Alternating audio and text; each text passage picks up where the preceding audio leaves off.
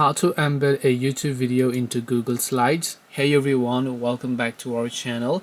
In this video I will guide you on how you can embed a YouTube video into Google Slides, so make sure to watch the video till the end. If you would like to embed a YouTube video into Google Slides, it's actually quite very simple to do so. All you have to do is go to slides.google.com and go on about creating your, let's say, own slide.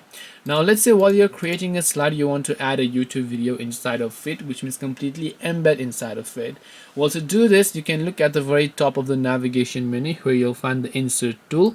Click on the insert tool and here you will find a tool that says video, so select video, and of course we can directly select YouTube. Now you can search all of YouTube or paste it here, you can search for them, or you can open up a certain video over here and then just copy the link address and then make sure to paste them here, and once done that video will show up here. Make sure to just click on that video, click on the insert tool option, and then that video will get successfully embedded inside of this presentation in Google Slides.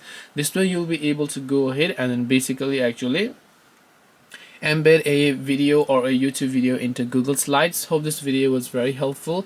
If you have got any more questions, then feel free to also leave them down below. Thank you for watching till the end of this tutorial and see you soon in the next video.